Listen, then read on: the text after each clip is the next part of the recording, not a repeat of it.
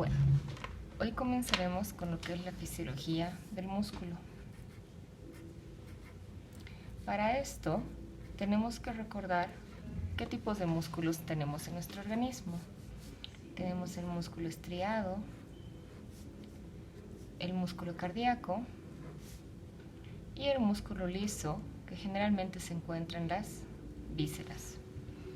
Cada uno de estos tipos de músculo tienen características diferentes. El músculo estriado esquelético va a ser un músculo que en su mayoría va a ser voluntario. El músculo cardíaco va a ser involuntario y el músculo liso también va a ser involuntario. ¿Por qué decimos que el músculo esquelético en su mayoría va a ser voluntario? Porque si tomamos en cuenta que la respiración está mediada también por parte del músculo esquelético, podemos ver que este músculo esquelético interviene en una de las funciones vitales, que es la respiración, pero esos músculos voluntarios, si nosotros decidimos aguantar el aire o inspirar en mayor capacidad. Y son involuntarios porque nosotros no estamos pensando a cada momento que tenemos que activarlos para que estos puedan ampliar el tórax y llenar los pulmones. Las funciones que tienen los músculos para nosotros son distintas. Tenemos funciones de locomoción, tenemos funciones, como habíamos hablado, en la respiración. Intervienen también como almacenes de glucosa, grandes almacenes de glucosa, y también tienen una función de bomba. ¿Por qué?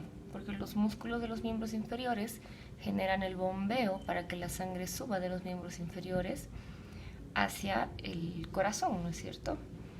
Vamos a tomar en cuenta algunas connotaciones en lo que es cuando se habla de músculos en relación a una célula genérica, ¿no es cierto? Vamos a hablar de miofibrillas, la vamos a llamar hacia la célula muscular. Vamos a hablar de sarcolema cuando hablemos de la membrana de la célula muscular. Vamos a hablar de sarcoplasma cuando hablemos del citoplasma muscular. Y vamos a hablar de retículo sarcoplasmático cuando hablemos del retículo liso. Y el sarcosoma, que va a ser la mitocondria en el músculo, ¿no es cierto? Nosotros tenemos visualmente, de una forma macroscópica, músculos o fibras musculares que van a ser rojas, van a ser blancas o pálidas e intermedias. Estas fibras van a estar teñidas o van a presentar un color diferente de acuerdo a la cantidad de mioglobina que presenten, pero también por este mismo motivo van a tener otro tipo de características diferenciándose unas de otras. Por ejemplo, las fibras rojas significa que tienen mucha mioglobina. Las fibras blancas tienen poca mioglobina y las fibras intermedias no tienen ni mucha ni poca. Cuando nosotros analizamos a microscopio las mitocondrias, podemos ver que en las fibras rojas las mitocondrias son muchas, hay mucha mitocondria. En las fibras pálidas hay pocas mitocondrias y en las intermedias ni muchas ni pocas. La cantidad de mitocondrias que presentan este tipo de fibras van a ir relacionadas también a su reacción. Cuando hablamos de reacción, vamos a decir que la contracción en las fibras rojas es una contracción lenta. La contracción de las fibras blancas es una contracción rápida. Y la contracción en las fibras intermedias ni es lenta ni es rápida. Si hablamos del tipo de fatiga que van a presentar estos diferentes tipos musculares, vamos a decir que la fatiga en las células rojas es poca. En las células blancas hay mucha fatiga, muy rápido. Y en las células intermedias, ni más ni menos. Esa es una gran introducción a lo que es la fisiología muscular. Entonces hablemos de lo que nos interesa del músculo como estructura. El músculo como estructura nosotros lo vamos a tener y lo hemos visto muchas veces con esta forma, ¿no es cierto? Las fibras musculares y van a terminar en un tendón agarrándose de alguna estructura ósea. Si nosotros hacemos un corte de este músculo, nos vamos a encontrar que aquí adentro podemos distinguir fascículos, que van a ser aglomeraciones de estructuras que se van a presentar dentro del músculo. Cuando nosotros retiramos uno de estos fascículos y lo vemos de forma individual, podemos ver que este fascículo también tiene otras estructuras internas. Nosotros hacemos un zoom de este fascículo y podemos ver que las estructuras internas que presenta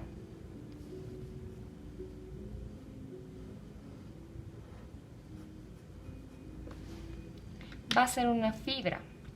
Esta fibra muscular en su interior va a presentar incluso otras estructuras más pequeñas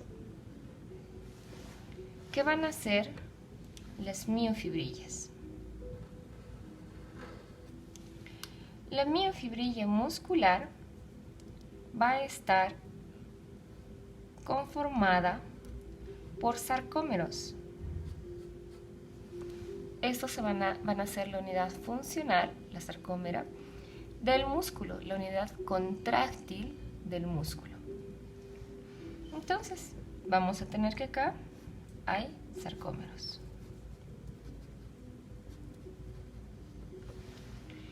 Vamos a hacer un estudio más minucioso de estos sarcómeros. Estos sarcómeros van a ser estructuras que se van a encontrar entre dos tipos de proteínas o entre dos discos proteicos, que los vamos a denominar discos Z.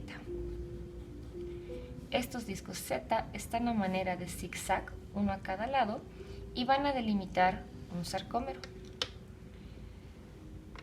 Equidistante de cada uno de estos discos Z y al medio encontramos la línea M. Esta línea M es una proteína que tiene proteína C y también miomicina. Va a estar conformada de esta forma y va a ser vertical. Desprendiéndose de la línea M tenemos los filamentos gruesos. Esos filamentos gruesos van a estar conformados de miosina. La miosina es una proteína contráctil y van a salir dirigidos hacia los discos Z, pero sin llegar a ellos.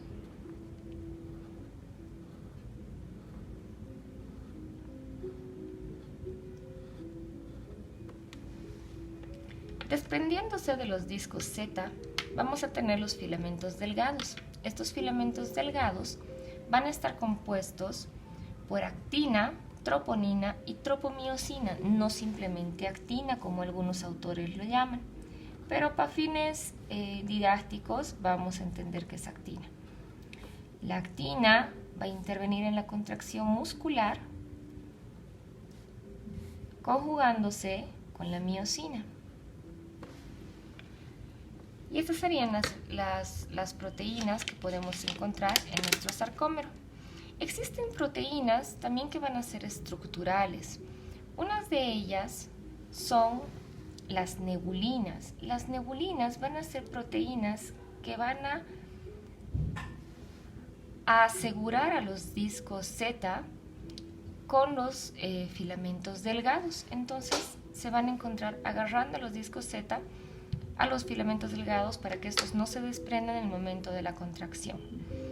Otra proteína que tenemos es la titina. La titina se va a encontrar agarrando al disco Z y a la línea M. Entonces va a ser un puente de conexión entre la línea M y el disco Z del sarcómero. Y la siguiente proteína que tenemos va a ser la proteína distonina. Esta proteína va a sostener los filamentos delgados a la membrana celular.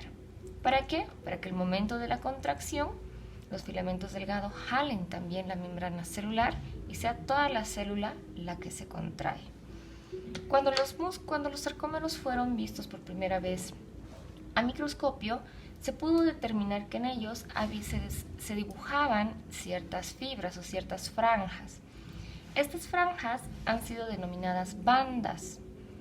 Entonces vamos a encontrar primero la banda H o la zona H. Esta zona H va a ser una zona que se va a encontrar libre de filamentos delgados.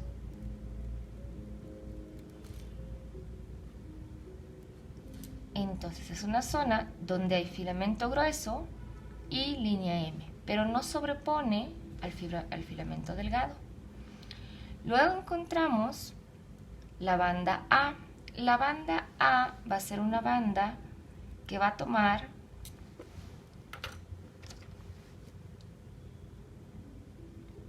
desde el extremo de un filamento grueso hasta el otro extremo del filamento grueso, sin importar que se sobreponga el filamento delgado. Esta es la banda A. Y encontramos una última banda, que va a ser la banda I, que va a ir desde un filamento delgado hasta, o sea, desde el borde de un filamento grueso hasta el borde del otro filamento grueso del sarcómero siguiente. Entonces viene desde acá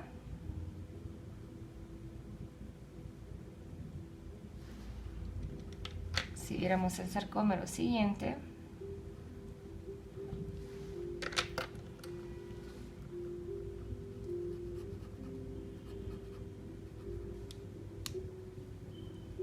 hasta el borde del filamento grueso del sarcómero siguiente.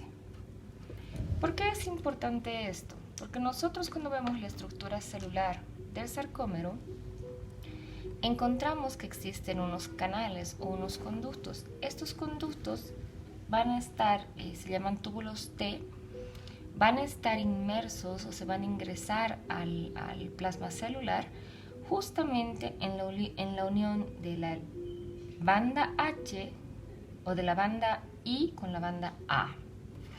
Entonces van a estar en este segmento. Si nosotros vemos una célula muscular de forma estructural, presenta esta estructura, donde podemos ver los famosos túbulos T, que no son nada más que invaginaciones de la membrana celular en este lugar. Estas invaginaciones de la membrana celular son altamente eficientes en el momento de la despolarización de la membrana y la activación del músculo para la contracción. ¿Por qué? Estas invaginaciones de la membrana celular promueven que la despolarización y el proceso de ingreso de calcio se junte con el retículo sarcoplásmico. Por eso van a estar muy cerca al retículo sarcoplásmico. El retículo sarcoplásmico va a ser una estructura dentro de la célula muscular que va a estar llena de calcio, va a ser un reservorio de calcio.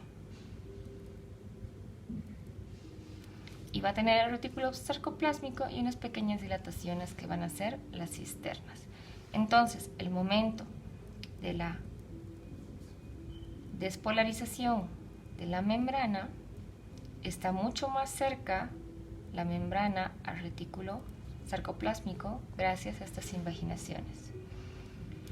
¿Cómo es que funciona esto? Si nosotros hacemos una ampliación de estos túbulos T, podemos observar que en ellos está nuestro sarcoplasma, o retículo sarcoplasmático, perdón, la cisterna. ¿Y qué es lo que sucede? Hay un fenómeno de despolarización por la entrada de sodio después de un impulso eléctrico y la membrana comienza a tornarse positiva.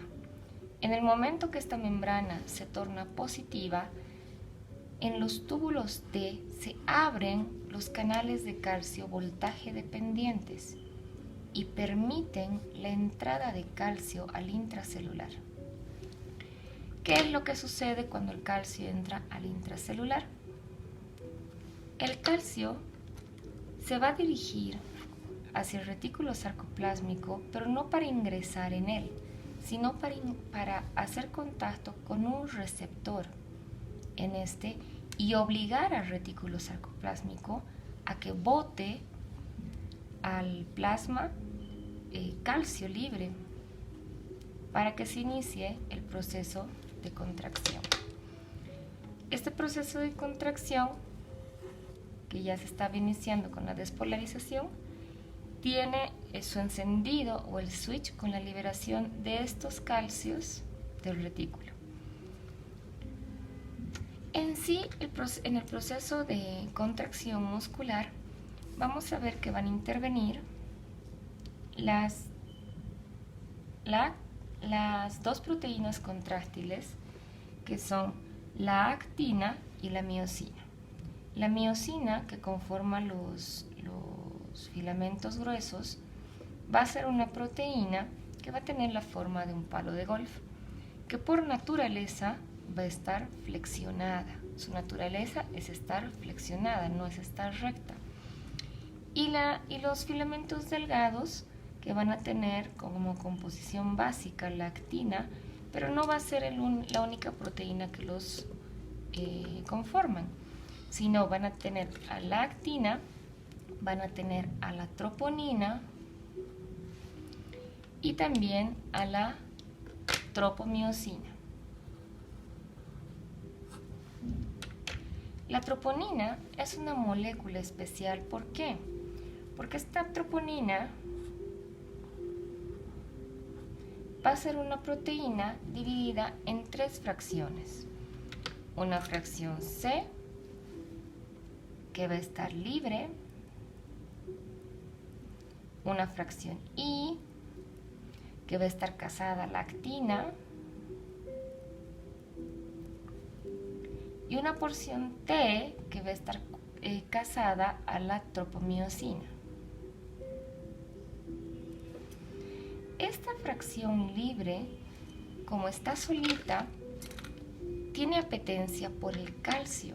Entonces, aquí va a ser donde se va a generar el case del calcio con las proteínas contráctiles. ¿Y cómo va a suceder esto? Si nosotros vemos un sarcómero a nivel microscopio, vamos a ver inicialmente nuestra miosina ligeramente estirada y cuñada con una molécula de ADP.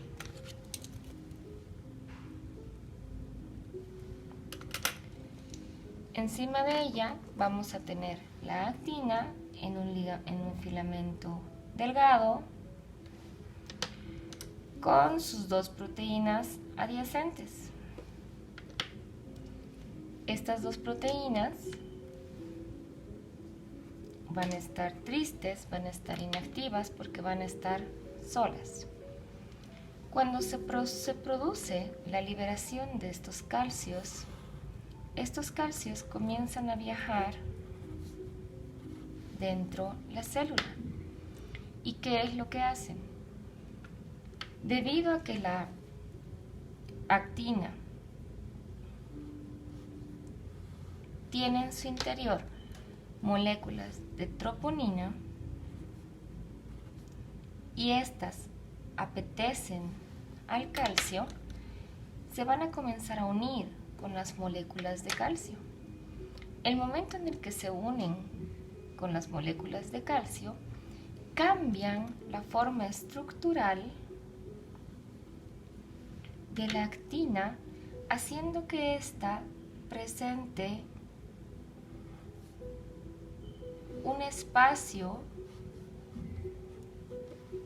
para que encaje la cabeza de la miosina.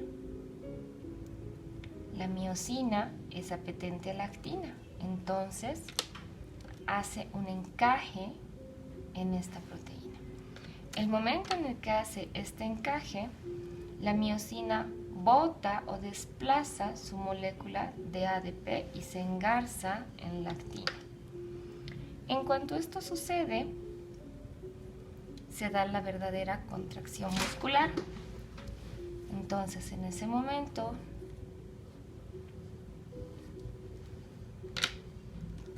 la fibra se desplaza porque habíamos dicho que la miosina tenía la naturaleza de estar contraída, no de estar flexionada. Entonces se contrae y genera el movimiento de la fibra, ¿no es cierto? Mientras la troponina esté casada al calcio. Si no está casada al calcio, no hay cambio de forma de la proteína, ¿verdad? Esa es la contracción muscular. Hablando de la relajación, ¿cómo es que esto sucede? Pasada la contracción, la contracción no puede ser un fenómeno constante. Entonces, se mandan órdenes, ¿para qué? Para que el retículo sarcoplásmico comience a capturar o a secuestrar el calcio. Este retículo sarcoplásmico, hemos dicho que estaba lleno de calcio, entonces la única forma que tiene para generar este secuestro va a ser mediante la bomba, muy similar a la bomba de sodio-potasio. Entonces el secuestro se va a dar por bomba y va a comenzar a capturar los calcios los que había dejado libres. Obviamente también, paralelo a esto, hay un fenómeno de repolarización de la membrana, ¿no es cierto? En ese instante, ¿qué sucede? La fibra pierde calcio. Al perder calcio, se va a desprender la miosina de la actina. Entonces, la cabeza de la miosina vuelve a descender y se desprende de la actina. ¿Por qué? Porque ya no hay el case de la troponina con el calcio. El calcio ya está otra vez libre, volviendo al retículo sarcoplásmico.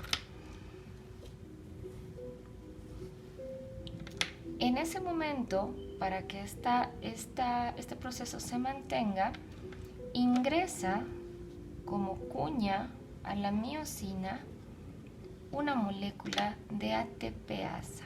Aquí es donde se da el gasto de energía. Entonces, aprendemos que la energía en la actividad muscular no se gasta, no hay gasto de energía en la contracción, sino en el proceso de relajación. En cuanto este ATP se coloca en la miosina para que ésta no se siga contrayendo, desprende una molécula de fosfato por hidrólisis y se convierte en ADP, volviendo nuestra miosina al estado inicial con su cuña de ADP y sin estar en contacto con la actina.